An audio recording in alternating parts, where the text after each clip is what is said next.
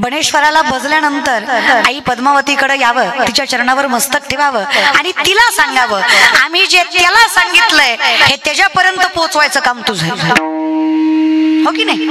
कारण आम्हाला सांगता येईल न सांगता येईल, आमचा आधी टाळ्या वाजव वाटल्या तर वाजवीत जा, कळलं तर वाजवत जा ना. तुम्हाला कळतंय हे मलाही कळलं ना, तेच म्हणते मी, तुम्हाला कळतंय हे मला कळू द्या. सामर्थ्याने टाळी वाजवा, विनंती आहे.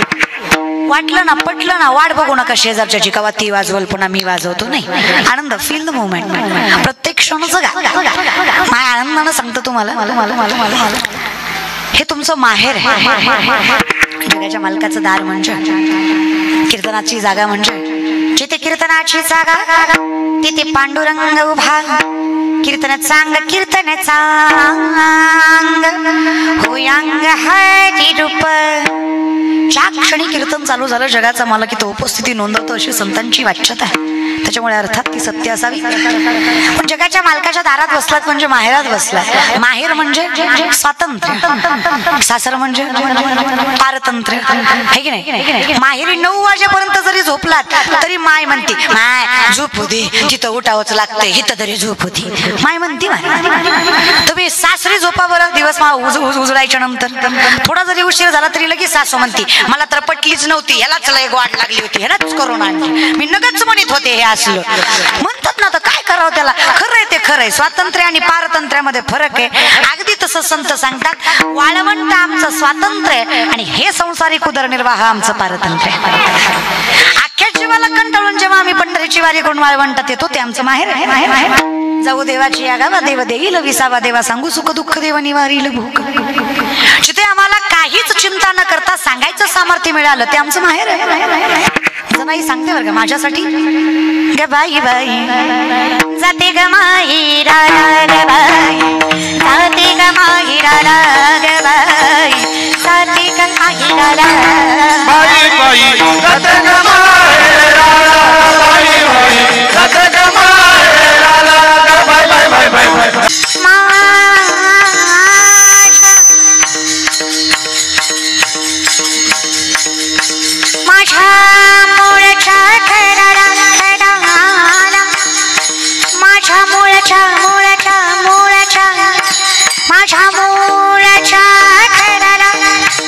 कोणतं मूळचं घर? जे म्हणवते चराचर तेव्हा होते पंढरपूर, जे म्हणवते चराचर तेव्हा होते पंढरपूर.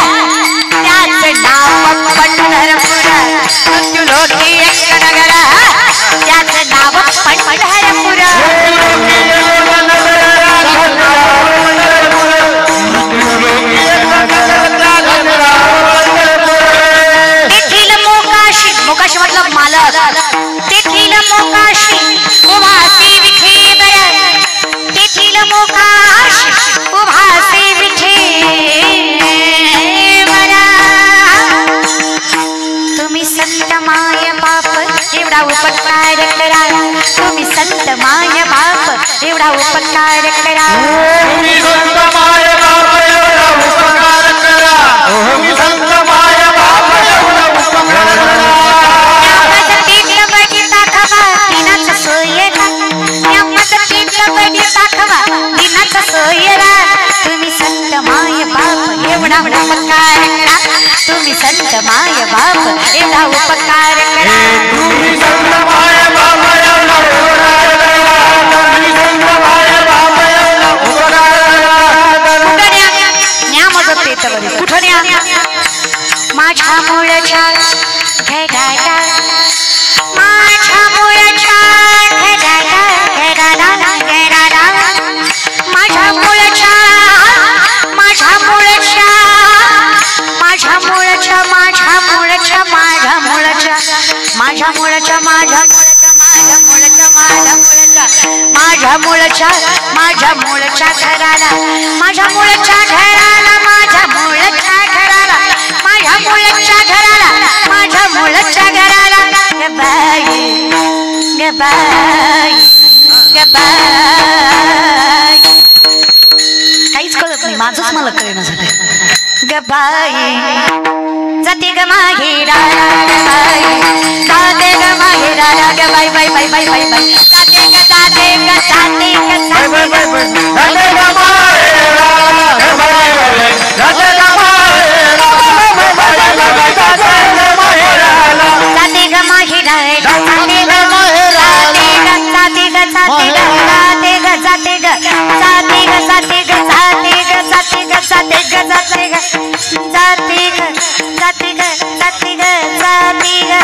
ग जाते ग माहेराला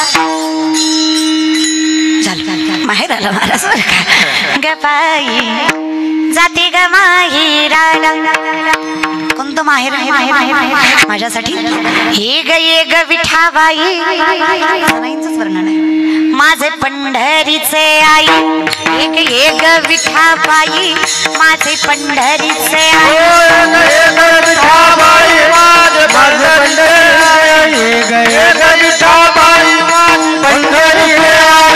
भीमानी चंद्रभागा तुझ्या चरणीच्या गंगा आणि गंगाभागा तुझ्या चरणीच्या गंगा भीमानी चंद्रभागा तुझ्या चरणीच्या गंगा आणि गंगाभागा तुझ्या चरणीच्या गंगा एक विठाबाई एक विठाबाई एक विठाबाई एक विठाबाई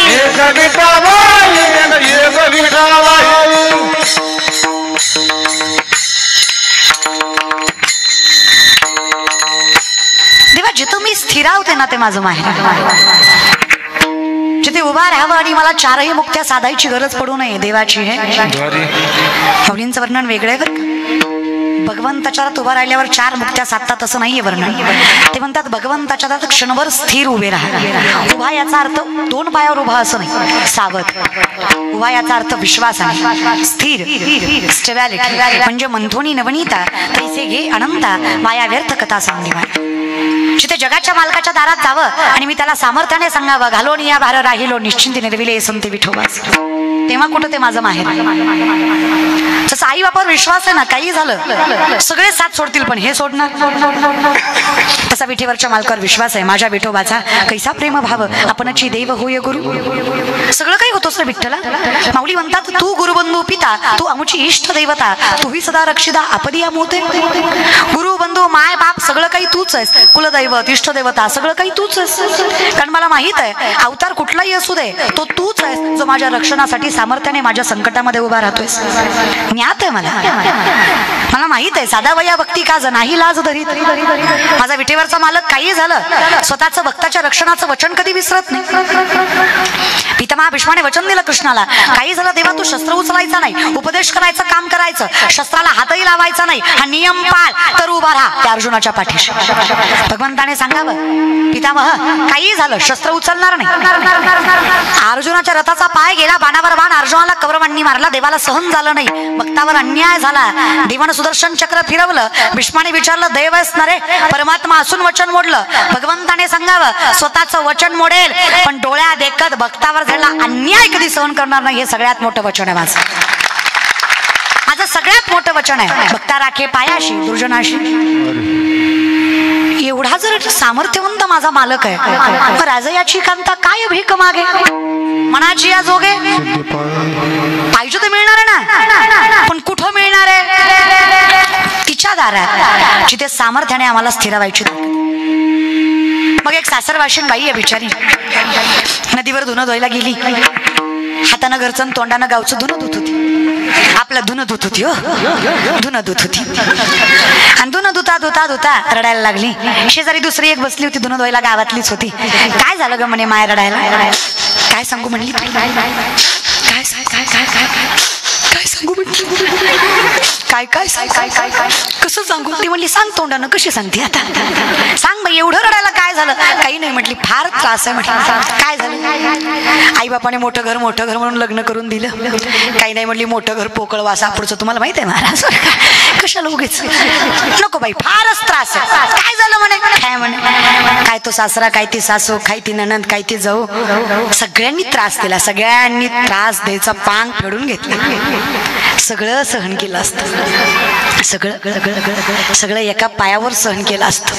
फक्त ही दलिंदर नीट पाहिजे. कुठला वाला कळतंय की तुम्हाला महाराज? कुठला वाला? बनसरावाच्या माय मावल्या, जी साखरपुड्यापासून लग्नापर्यंत भलते फोन करायचा, जो त्या फोनवर म्हणायचा तुझं तोंड बघितल्याशिवाय दिवस जात नाही. आता तो म्हणतोय तुझं तोंड बघितलं की दिवस नीट जात नाही. हा असा पराकाष्ठेचा बदल ज्याने केला त्या येड्यामुळं फसला. लई स्वप्न दाखवली पण काही पूर्ण करायचा भरोसा नाही. सगळ्यात वाटोळ जास्त केलं ते माझ्या नवऱ्याने केलं, मालकाने. आणि हे मी नाही म्हणत, ज्ञानोबराय म्हणतात, जरी सख्याचा जिव्हाळा बाय सासरवास असा आहे. बाईला जर सासरवास सहन करायचा असेल ना, बाई सगळं सहन करते, काही लागत नाही. सासूनं बोलावं, सासऱ्यानं बोलावं, जावेनं बोलावं, नंदेनं हिंडवावं, अख्ख्या जगाने त्रास द्यावा, फक्त नवऱ्यानं म्हणावं सोबत आहे मी तुझ्या, विश्वास आहे माझा तुझ्यावर. बाई सगळे संकट एका पायावर सहन करते, नवरा फक्त साथ देणारा भेटला पाहिजे. तुम्ही वाजवा टाळ्या, वाजवा, तुम्ही वाजवा, तुमच्यासाठी गरजेचं आहे ते. तेव्हा तरी आमचं बी कौतुक खरंच आणणार आहे की नाही? खरे की नाही? तुम्ही मरू द्या, खरं आहे की नाही? माय मावल्या, खरं आहे की नाही ग? आयुष्यात कोण चांगला हवा म्हणजे संसार सुखाचा होतो. अगं माझं झालं नाही म्हणून तुम्हाला विचारते, माझं पेटल्यावर येईल मला अक्कल, पेटूस तर सांगा, खरं की नाही? तुम्हाला एक्सपिरियन्स आहे का? माझा अनुभव आहे तुम्हाला. तुम्ही संसार करताय की ग? खरं सांगा, संसारात कोण शाणा लागतो? नवरा लागतो, मालक शाणा लागतो. परमार्थाचं तसंच आहे दादा. जसा संसारात मालक शाणा असला की बाई कुठल्या संकटाची भीती बाळगत नाही, तसा आम्हा वैष्णवाचा मालक शाणा असल्यामुळे आम्हाला कुठल्या सासरवासाचं काही वाटत नाही. कारण आमचा विठेवरचा मालक सगळी नाती एवढ्या सामर्थ्याने सांभाळतो की किती संकट पायाशी आली तरी आम्हाला माहित आहे त्या संकटावर पाय देऊन आम्ही सामर्थ्याने उभा राहू शकतो. एवढी ताकद आमच्या नामात. तुका म्हणे सोपे आहे सर्वाहुनी. कसं काय सोपं झालं? शहाणा तो धनी घेतो येथे. माझा मालक फार शहाणा आहे. धनी म्हणजे मालक फार सामर्थ्यवंत आहे, त्याच्यामुळे मला काही सासरवास होत, पण आम्हाला जे संतांना होत नाहीये कारण ते त्रासाला त्रास समजतच नाहीये. एवढी ताकद आहे त्यांच्यात, त्यांना तोंड द्यायचे. पण आपल्याला सासरवास फक्त बायकांना आहे काय? कलियुगात आपल्या सगळ्यांना आहे. आता हा जो सासरवास सांगितलाय तो सासरवास सगळ्यांसाठी आहे. रडतीये बाई, शेजारची बाई म्हणली बाई जाऊ दे मरू दे आता, नशीब नशिबाला कोण बदलतं का? लल्लाटी जे लिहिले न पुसे का काही केले, जे लिहिलंय ते बाई करावंच लागणार आहे. 5व्याच दिवशी सटवी माथ्यावर आयुष्य लिहिते, मृत्यू सुद्धा कितव्या दिवशी लिहिते? 5व्याच दिवशी. म्हणून जुन्या बायका 5व्या दिवशी दिवस रात्र दिवा चालू ठेवायच्या बाळंतीन बाईजवळ. त्याला सटवीची पूजा म्हणली जायचं. सटवीची ये राती जेविना विसंबी वाती तैसा ईश्वर निर्णय चित्ती वाहायचं. माऊलींचं वर्णन आहे, हे ठरलेलं आहे, तो भगवंताचा निर्णय आहे, ते व्हावंच लागणार आहे. 5व्याच दिवशी सटवी लिहिते, बरोबर आहे की नाही? म्हणून जुन्या बायका 5-6 दिवस तरी लेकराचं तोंड जगाला दाखवत नव्हत्या. येड्या नव्हत्या त्या, आमच्यासारखे लय शहाणी. आम्ही लेकरू जन्माला की 3ऱ्या सेकंदाला फेसबुकला पोस्ट टाकतो, baby is come, okay, like subscribe and share. आम्हाला धीर दम असं काही नाहीच आहे महाराज. आणि कलियुग आहे ना आपल्या सहित सगळ्यांसहित, हे जग आहे ना प्रेझेंटेशनवर आहे, कल्पनेवर आहे. हे पुढे सांगेलच मी तुम्हाला, विषय येईलच तो. आपल्याकडे खरं खोटं असं काही नाहीये, त्याची क्वांटिटी जास्त आहे ते खरं, क्वालिटी वगैरे अशी काही मान्यता देत नाही या विषयाकडे. मग काय त्रास होतोय तिला. शेजारी